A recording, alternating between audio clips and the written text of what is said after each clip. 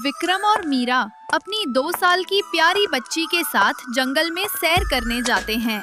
वो जंगल शांत, हरा भरा और पक्षियों के मधुर संगीत से गूंज रहा था। विक्रम और मीरा ने सोचा कि ये उनकी बच्ची के लिए प्रकृति के करीब आने का अच्छा अवसर होगा। जंगल की सैर करते हुए विक्रम और मीरा ने एक सुंदर जगह देखी और वहाँ बैठकर आराम करने लगे। कुछ देर प्रकृति का आनंद लेने के बाद झाड़ियों के अंदर से राजा को कुछ महसूस हुआ। उन्हें लगा जैसे कोई जानवर है। उन्होंने मीरा से कहा, मुझे लगता है झाड़ियों के पीछे कोई जानवर है। तुम मेरा यही इंतजार करना, मैं अभी उसका शिकार करके आता हूँ। ठीक है महाराज, मैं आपका यही इंतजार करूंगी।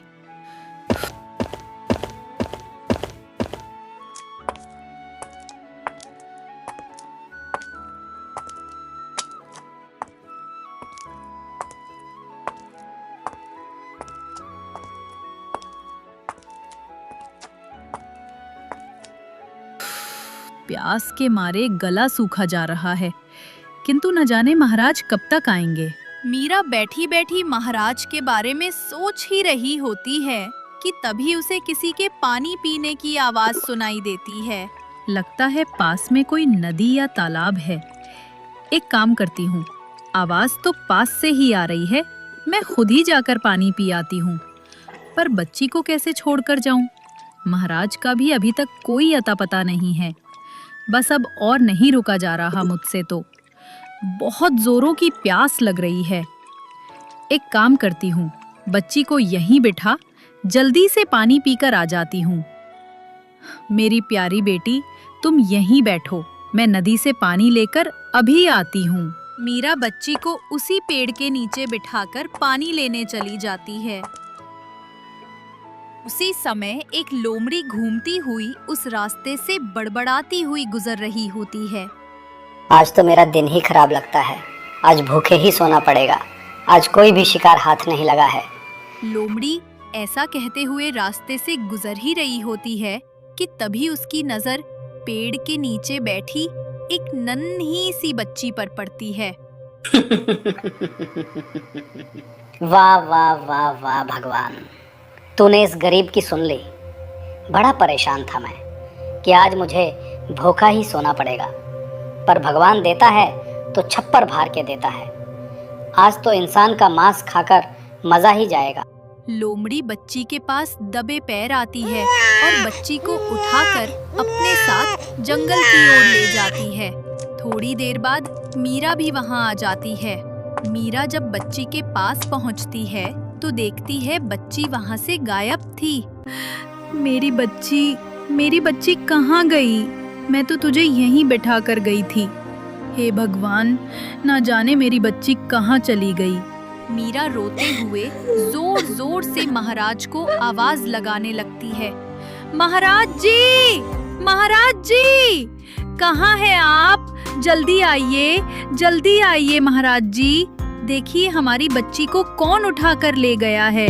मीरा की आवाज सुनकर महाराज तुरंत शिकार छोड़कर दौड़े चले आते हैं। क्या हुआ मीरा, तुम इतनी घबराई हुई क्यों हो और रो क्यों रही हो? महाराज, हमारी नन्ही सी बच्ची को न जाने कौन उठा कर ले गया है। ये क्या कह रही हो रानी तुम? बच्ची तो तुम्हारे पास ही थी, फिर बच्ची गई कहाँ? महाराज, इसमें मेरी ही गलती है। तुम्हारी गलती? पर क्या? मुझे बहुत जोरों की प्यास लगी थी, तभी पास से पानी की आवाज सुनाई दी। मुझे लगा पास में कोई नदी या तालाब होगा, मैं पानी पीकर जल्दी आ जाऊंगी।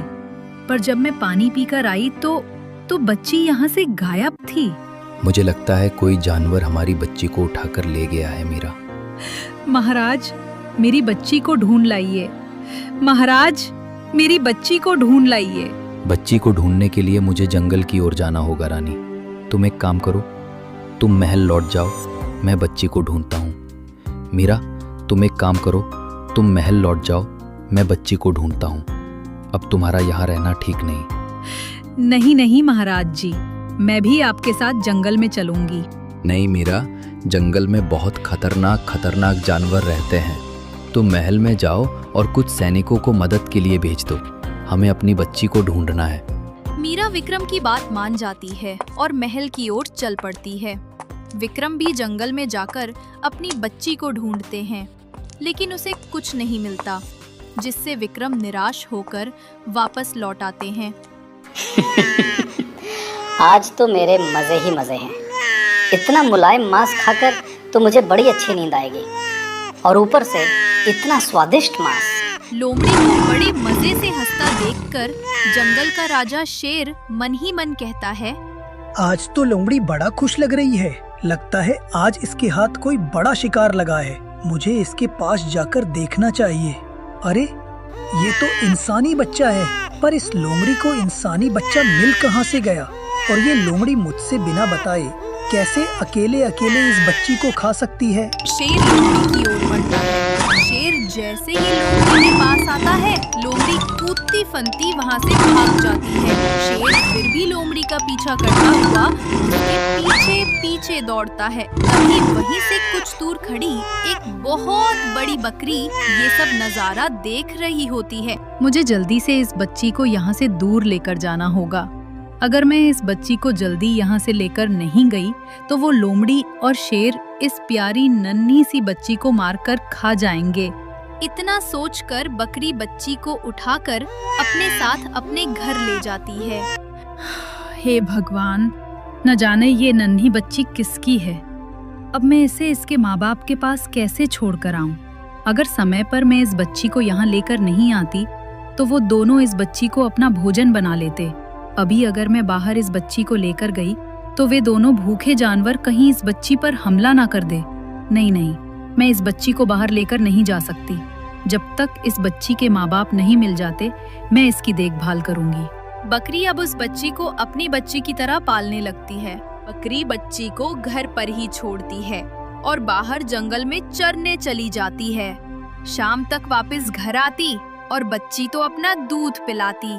ऐसे करते समय बीतता है और बच्ची बड़ी हो जाती है। बेटी, मैं जंगल जा रही हूँ। तुम्हारे लिए कुछ मीठे मीठे फल भी ले आऊंगी। तुम इस घर से बाहर बिल्कुल भी मत निकलना। जी माँ, मैं इस घर से बाहर बिल्कुल भी नहीं जाऊंगी।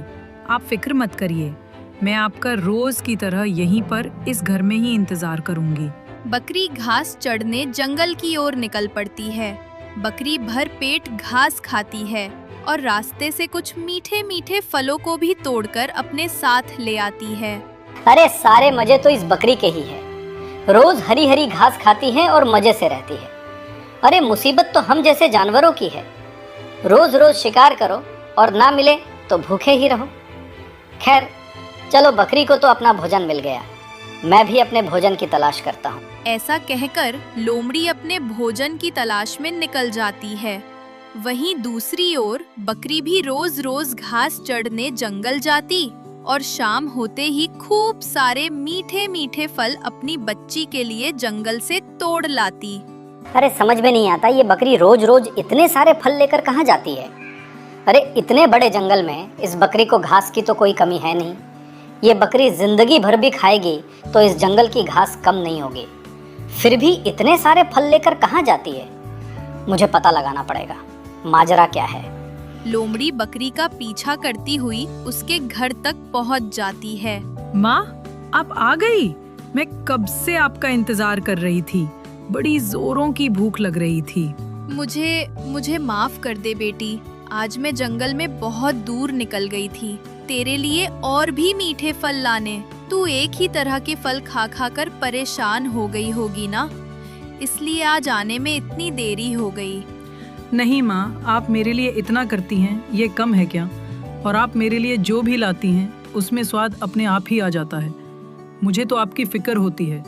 आप मेरे लिए इतनी मेहनत करती हैं और मैं घर पर ही पड़ी रहती हूँ। आपके लिए कुछ भी नहीं कर पा रही हूँ मैं माँ।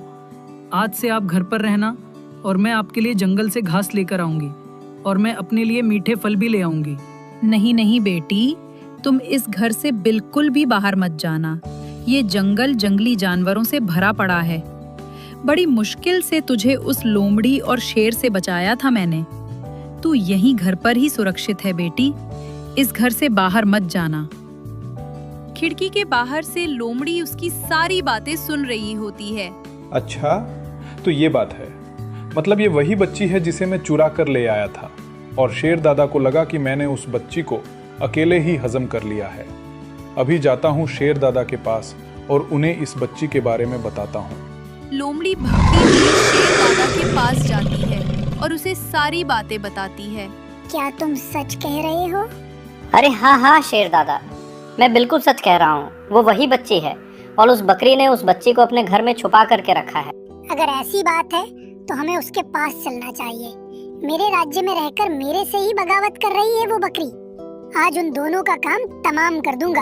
अरे नहीं नहीं शेर दादा, आप ऐसा नहीं कर सकते। ऐसा करना एक राजा को शोभा नहीं देता। एक काम करते हैं, वो बकरी रोज घर के दरवाजे पर ताला लगाकर जंगल घास चरने जाती है। हम उसी समय उस इंसानी बच्ची पर हमला करेंगे। दूसरी ओर, बेटी, मैं जंगल जा रही हूँ। आज तुम्हारे लिए बहुत सारे मीठे मीठे और स्वादिष्ट फल लेकर आऊंगी। तुम यहीं रहकर मेरा इंतजार करना। ठीक है माँ, मैं आपका इंतजार करूंगी। बकरी जैसे ही बाहर निकलती है, शेर उसके सामने आकर खड़ा हो जाता है। ये बकरी, तूने क्या सोचा? तू इस जंगल के राजा से बगावत करेगी और मुझे कुछ पता नहीं चलेगा। सालों तक तूने उस बच्ची को हमसे छुपा कर रखा। अब मैं ना तुझे छोड़ूंगा ना उस बच्ची को। अब तो हम दोनों भर पेट भोजन करेंगे। क्यों?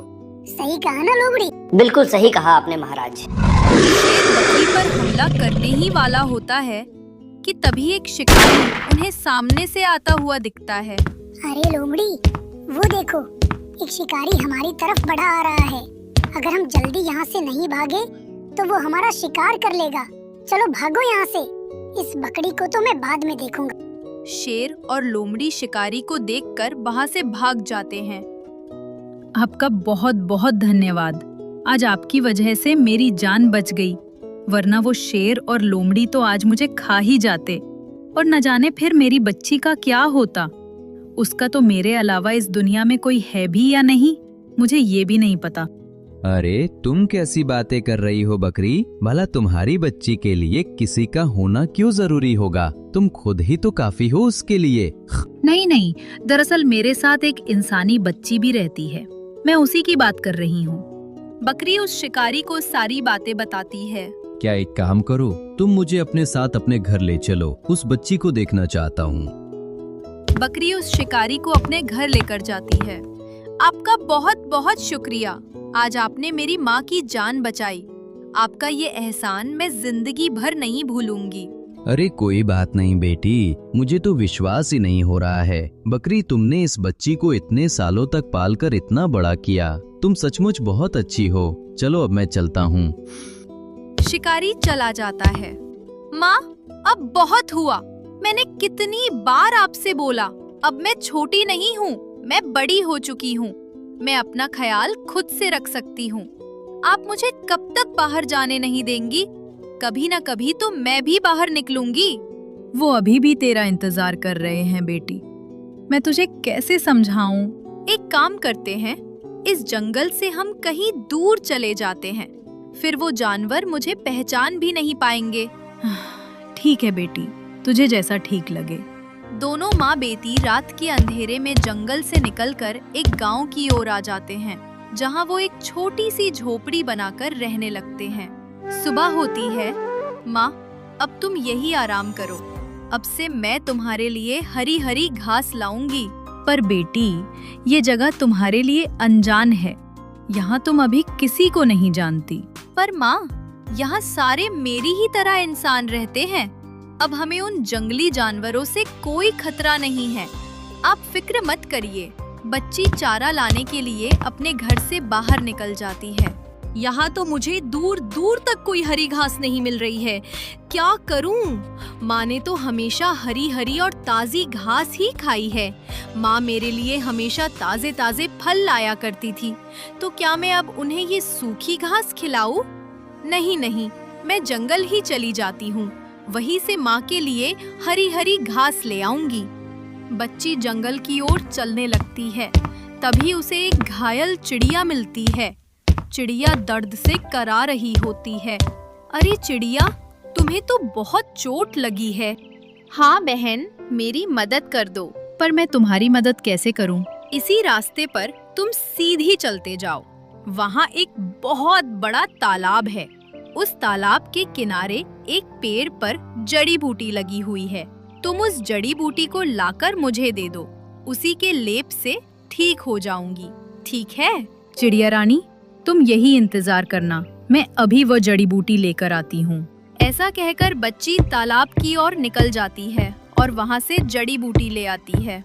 जड़ी बूटी लगाते ही चिड़िया ठीक हो जाती है। तुम्हारा बहुत बहुत धन्यवाद बहन। अगर तुम मेरी मदद ना करती तो मैं ठीक नहीं हो पाती। वैसे तुम कौन हो बहन? क्या नाम है तुम्हारा और तुम यहाँ कैसे? मैं यहीं पास के गांव में रहती हूँ। यहाँ इस जंगल में हरी घास लेने आई थी। पर चिड़िया रानी, मेरा कोई नाम तो है नहीं। क्या तुम्हारा कोई नाम नहीं है? चलो मैं तुम्हारा नाम रखती हूँ। आज से तुम्हारा नाम कोमल है। वाह, ये तो वाकई बहुत प्यारा नाम है। शुक्रिया चिड़िया रानी। अब मैं चलती हूँ, वरना अंधेरा हो जाएगा। कोमल हरी घास तोड़कर अपने घर चली जाती है। दूसरे दिन गांव में राजा का छोटा भाई अपने 2 सैनिकों को लेकर आता है और वहाँ वो गांव के सारे लोगों से कर की वसूली करने लगता है। तभी उसकी नजर कोमल पर जाती है। ये लड़की कौन है? इसे तो यहाँ पहले कभी नहीं देखा। महाराज, ये लड़की अभी कुछ दिनों पहले यहाँ रहने आई है। तो इसे इस गांव के नियम के बारे में बता दो। यहाँ सारे लोग मुझे कर देते हैं, तुम्हें भी देना होगा। परंतु महाराज, मेरे पास तो देने के लिए कुछ भी नहीं है। क्या तुम्हारे पास देने के लिए कुछ भी नहीं है? तुम मुझे कर देने से मना कर रही हो। महाराज, ये अब इस गांव में नई आई है, इसे अभी कुछ नहीं पता। आप फिक्र ना करें, हम इसे सब कुछ समझा देंगे। ठीक है, मैं अगले हफ्ते फिर आऊंगा। तब तक इस लड़की को तुम लोग अच्छे से समझा देना। मुझे इससे भी कर चाहिए अगले हफ्ते से। ऐसा कहकर विक्रम का भाई चला जाता है। वहीं दूसरी ओर विक्रम मीरा बगीचों में बैठे हुए थे। तभी एक सुंदर सा तोता उड़कर उनके बगीचों में एक पेड़ पर बैठ जाता है। वाह, कितना सुंदर तोता है। ऐसा तोता तो मैंने पहले कभी नहीं देखा। विक्रम सैनिकों से तोता पकड़ने को कहते हैं। महाराज, मैं तो इस तोते को नहीं पकड़ सकता, पर हमारे राज्य में एक शिकारी है जो इस तोते को पकड़ सकता है। महाराज तुरंत आदेश देते हैं कि शिकारी को बुलाया जाए। वहीं दूसरी ओर महाराज का भाई गांव में जाता है। मैंने तुमसे पिछले हफ्ते कर के लिए कहा था, तुमने मुझे अभी तक कोई कर नहीं दिया है। चलो मुझे कर ला कर दो। महाराज, मैं आपको क्या दूं? मेरे पास तो आपको देने के लिए कुछ भी नहीं है। सैनिकों, इसके घर की तलाशी लो और जो भी मिले उसे ले आओ। महाराज, ये सोने की चैन मिली है। राजा मन ही मन सोचता है, ये चैन तो हमारी खानदानी चैन है। कहीं ये बच्ची वही तो नहीं जिसे लोमड़ी उठाकर ले गई थी। मुझे इसे दुनिया की नजरों से छुपाना होगा। ठीक है, अगर तुम्हें कर नहीं देना तो तुम्हें मेरे साथ महल चलना होगा। वही तुम काम करना। और हाँ, इस चेन के बारे में तुम किसी से भी कुछ नहीं कहोगी, ठीक है? कोमल महल जाती है और रानी के कक्ष में काम करने लगती है। एक दिन राजा की नजर उस पर जाती है। कौन हो तुम यहाँ? तो तुम्हें पहले कभी नहीं देखा। कोमल सारी बात महाराज को बताती है। एक दिन रानी का हार चोरी हो जाता है। महाराज, मैंने कोमल नाम की लड़की को रानी के कक्ष से कुछ ले जाते हुए देखा था। महाराज गुस्से में आकर कोमल को बुलवाता है। हे लड़की, तुझे मैंने यहाँ काम करने के लिए रखा है या चोरी करने तूने रानी का हार चुराकर अच्छा नहीं किया? महाराज, मैंने रानी के हीरो का हार नहीं चुराया। राजा का भाई सैनिकों को कोमल के घर की तलाशी लेने भेजता है, जहाँ उसे एक संदूक मिलता है। उस संदूक में वही चोरी हुआ हीरो का हार मिलता है। महाराज, अब पानी सर से ऊपर जा चुका है। अब अगर इस लड़की को सजा नहीं दी तो राज्य के और लोगों की भी हिम्मत बढ़ जाएगी। ठीक है, तुम्हारी कोई आखिरी इच्छा हो तो बताओ। महाराज, मैं मरने से पहले एक पेड़ के नीचे बैठकर थोड़ी देर आराम करना चाहती हूँ। मैं हमेशा उस पेड़ की छांव में बैठती थी। ठीक है। कोमल कुछ देर सैनिकों की निगरानी में उस पेड़ की छांव में बैठती है। फिर उसे फांसी दे दी जाती है। इसके बाद उसे नदी में बहा दिया जाता है।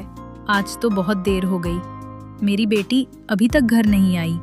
दूसरी ओर महल में शिकारी आता है। तभी राजा का भाई एक सैनिक से कह रहा होता है, सैनिकों, ये लो तुम्हारा इनाम। तुमने बहुत अच्छा काम किया। वो हीरो का हार उस लड़की के घर में रखकर मैं यही चाहता था कि कैसे इसे अपने रास्ते से हटाऊं, क्योंकि ये कोई और नहीं बल्कि राजा जी की ही बेटी है, जिसे कुछ समय पहले एक लोमड़ी उठाकर ले गई थी। अगर मैं इसे अपने रास्ते से नहीं हटाता तो भैया ये सब राजपाट उस लड़की के नाम कर देते। इसलिए मैंने उसे फांसी की सजा दिलवाई। हे भगवान, उस मासूम बेचारी को इन लोगों ने फांसी दे दी। शिकारी तोते को पकड़कर राजा जी को दे देता है। शिकारी, तुमने इस तोते को पकड़कर हमें खुश कर दिया। कहो तुम्हें नाम में क्या चाहिए? महाराज, अगर आपको मुझे कुछ देना ही है तो आप मुझे इंसाफ दे दो। कैसा इंसाफ? महाराज, आपने जिस लड़की को आज फांसी दी, क्या आप उसके बारे में जानते हैं? वो कौन थी, कहां से आई थी? तुम ऐसा क्यों पूछ रहे हो शिकारी? मैं उसके बारे में कुछ नहीं जानता, पर हाँ इतना जानता हूं कि उस लड़की ने रानी का हीरो का हार चुराया था, जिसके बाद मेरे छोटे भाई ने उसे फांसी की सजा दिलवा दी ताकि कोई दोबारा ऐसा ना कर सके। पर तुम ऐसा क्यों बोल रहे हो? क्योंकि महाराज वो और कोई नहीं, आपकी बेटी थी, जिसे जंगल में लोमड़ी चुरा कर ले गई थी। उसे एक बकरी ने पाला और अभी कुछ समय पहले ही वे लोग जंगल से गांव में रहने आए थे, जिसके बाद आपके छोटे भाई को उसकी सच्चाई के बारे में पता चल गया। आप उस लड़की को ये सारा राज पाठ ना दे दे, इसलिए एक षड्यंत्र रचकर आपके छोटे भाई ने उसे रास्ते से हटा दिया। राजा को ये सुनकर बहुत दुख होता है। राजा उस बकरी से मिलने जाता है। बकरी राजा को सारी बात बताती है। हे भगवान, ये मुझसे कैसा अनर्थ हो गया। मेरे ही राज्य में मेरे ही हाथों मेरी पुत्री की हत्या हो गई। राजा रोते रोते अपनी बेटी को याद ही कर रहा होता है कि तभी उसकी बेटी उसके सामने आ जाती है। ये क्या, तुम्हें तो फांसी दे दी गई थी, फिर तुम जिंदा कैसे हो? महाराज, आपको याद है आपने मुझे आखिरी इच्छा पूरी करने को कहा था?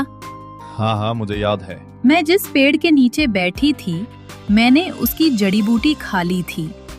वह पेड़ बहुत ही चमत्कारी है। अगर मैंने चोरी की होती तो आज मैं जिंदा नहीं बचती, पर मैंने चोरी नहीं की थी तो आज मैं आपके सामने जिंदा हूँ। मुझे माफ कर दे बेटी, मुझसे बहुत बड़ी भूल हो गई है। राजा महल जाता है और अपने भाई और उसके सैनिक को आजीवन कारावास की सजा सुना देता है और खुशी खुशी अपनी बेटी के साथ महल में रहने लगता है। वो उस बकरी को भी अपने महल में रख लेता है। दोस्तों, कहानी अच्छी लगी हो तो लाइक, सब्सक्राइब एंड कमेंट जरूर करें। मिलते हैं किसी नए कहानी में।